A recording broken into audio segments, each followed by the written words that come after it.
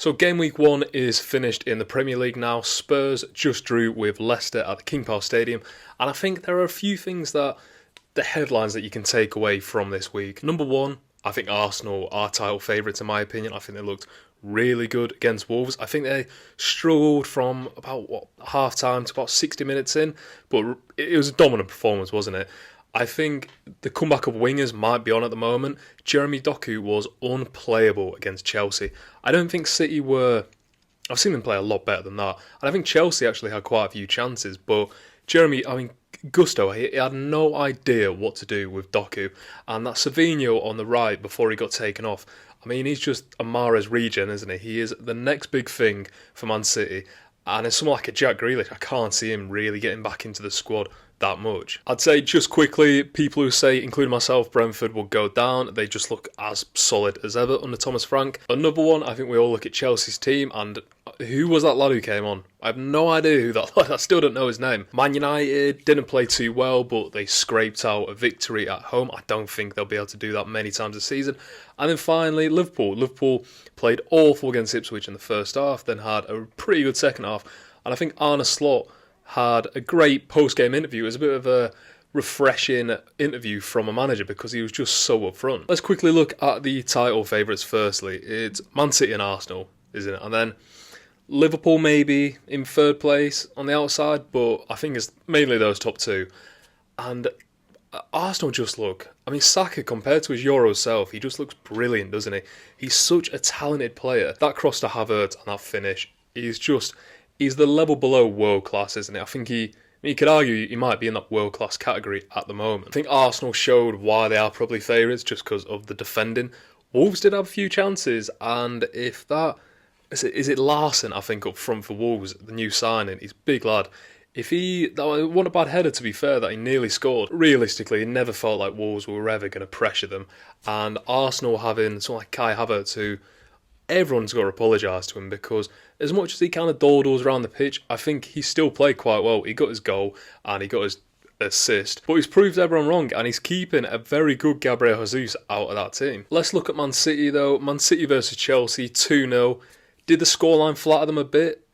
I'd say yes. I think Chelsea could have easily scored if Nicholas Nkunku learned how to use his left foot and didn't so obviously cut in on his right so many times. And obviously if Nicholas Jackson knew where the goal was, then Chelsea, I think they could have drawn that game, even won it on another day. I like that centre-mid pairing of Lavia and Caicedo. They've come in for about 160 million, so it's not like they're unknown diamonds in the rough. But I think Lavia did look really good. He loves taking the ball off the turn, doesn't he? And I like how it opens up his body and there's so much space in midfield. And Caicedo just so busy. So I think if those two can stay fit, get Enzo Fernandez out of the team, in my opinion, not just because of what he's done off the field, well, he's probably alienated half of his squad, but I just don't think he's good enough. And personally, I thought Conor Gallagher was a better player, but yeah, I'd sack him off, try and sell him for 60 million and cut your losses. But they're not as bad as I thought they were going to be, Chelsea, so we'll see. Are they going to challenge for top 4? They need goals, don't they? And I think if Nkunku gets 15 goals this season, Jackson gets 15, Cole Palmer gets 20, then they're laughing. They are going to get top 4. But I just can't see Nkunku staying fit, first of all. And he just doesn't look clinical enough. Let's talk about the Liverpool game next. I think Ipswich had that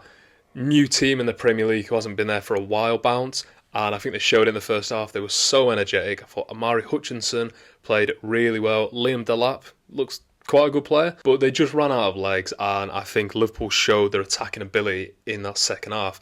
Trent, I thought, was really good in that second half. Szoboszlai, was making more of those runs forward. Gravenberch was excellent, I thought, in defensive mid. And then there's Mo Salah. Mo Salah's just inevitable, isn't he? I mean, he scored 9 goals in season openers, which is the most out of any player in Premier League history.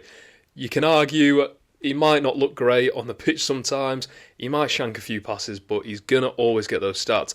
But I think the main thing for Liverpool this season, which is maybe top 4 or the title, I think it's Diogo Jota. Diogo Jota is one of those players who he pops up with a goal nearly every other game, if not every game. And I think if they can keep him fit, which is yet to be seen because he always gets injured basically, then I reckon Liverpool have a real shot at being at that dark horse out of the 3 of them. Spurs played tonight. I missed most of the game, but I heard Pedro Porro was really good. I thought Archie Gray looked really good. I like him, he's a local Leeds lad, and I thought he looked quite comfortable in his position. I mean, he just moved from Championship to a top 6 team. But Leicester didn't look too bad either, so it's always making these predictions, thinking what team's going to be rubbish, what team's not. But Leicester, I mean, they do have proven Premier League players in the squad. Not brilliant in my opinion, but we'll see, and I do like Steve Cooper as a coach. But let's get on to my favourite topic, maybe in the world, is Man United. But Man United, how they can buy these players, it's so exciting. If I was a Man United fan, we bought De Ligt, we bought Mazraoui, we bought Xerxes, we bought all these brilliant players, and they look exactly the same. They look exactly the same. I mean, you saw it at the start. I think they played quite well Fulham started quite well. I think Man United came into their own. Bruno looked really good in the first half, to be fair to him. And I don't think necessarily they were too bad. But there's just something missing. And in my opinion, and I don't want to just pile it on him, Marcus Rashford just isn't a top player. I'm not having it. He's a purple patch player, but I think he's a slightly better Shaun Wright-Phillips. He's a slightly better Aaron Lennon or someone like that. He's got so much pace. He's got so much ability going forward. But realistically, a top player is someone who, like a Bukayo Saka, who does it every single game. Even if he has a bad game, he's there. He's making things happen. The most hated thing with Rashford, it seems like a chore to be a professional footballer. And I get there are off-the-field things. I get there might not be as harmonious as you want in Man United. He might not like Ten Hag and so on and so on. But he just looks so miserable. And I hate players. Every time they don't get the ball, they throw their arms in the air. Who does it really help? It helps no one because I think he's the most paid player in the squad, bar Casemiro maybe, and he should be leading his example. He's the local lad. He's the face of everything. He should be you don't always say it, but the Roy Keane of the changing rooms. He should be pushing everyone up. But he's not, and it just feels like he's flat all the time. It's even when he's going through on goal, and I know Garnacho is a complete terrible miss that was. But you could argue 2 years ago, Rashford just buries that, and he doesn't think twice about it. Mo Salah just buries that. Bukayo Saka just buries that. Whereas I think Rashford, he gets in his own head sometimes. And I just think he needs to move away because I think he is one of the biggest problems at Man United. Not necessarily all due to him, but it's just a massive weight on his shoulders that I don't think is helping anyone. But Xerxes scored a pretty decent tap-in in, I believe it's like the 89th minute. So he looked pretty sharp to me. I mean, he's a big lad, isn't he? He looks like an NFL player. But he's got great feet, and if he can stay fit, I mean, he'll be a good player to watch. Then you had a few games. Brentford Palace. Brentford Palace was actually a decent game, I thought. Palace looked quite good attacking-wise, but defensively I think they looked a bit shaky. Eze looked sharp. I think he could have got a couple of goals. And I do like the wing-backs that they have with Munoz and Mitchell. But Vissa and Mbuemo, they're so solid, aren't they? They're never going to be top players. But Thomas Frank, you've got to hold your hands up to it. I mean, why is he not managing Bayern Munich? Why is he not managing Barcelona? He's clearly good enough. Then you got the rest of the games. I'll just go through them quickly. Brighton Everton, I didn't see it. I saw the highlights. Minter looked good before he got his concussion. When he hit it across to Matoma, I thought that was a really good assist. Newcastle Southampton, the Premier League isn't corrupt. I don't agree with the red card. However, Fabian Schär should have known. We've seen it years on years. And I'd like to say to Newcastle fans, search up Pepe Reina versus James Purge in like 2011 or something like that, and then complain about the Premier League being corrupt, because it's happened to every team. It happens all the time. Rush of blood goes to the head from Fabian Schär.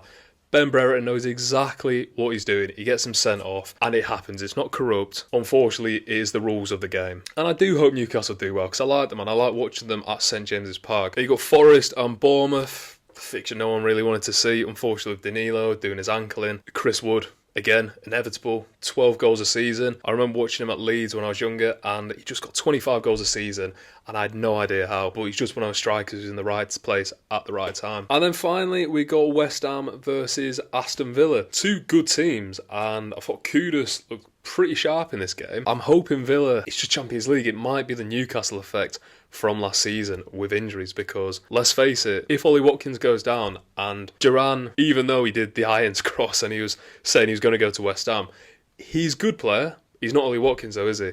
So if Ollie Watkins gets an injury because he didn't last season, and if one of the wingers, because they don't have someone like a Diaby now, who they sold to Saudi Arabia. It might get a bit sticky, but I'm excited to see Villa in the Champions League. I think it's going to be really cool. But let me know what you think. Let me know what you think of the fixtures this weekend. If there are any surprises, your opinions on the title challenges, relegation, mid-table, whoever.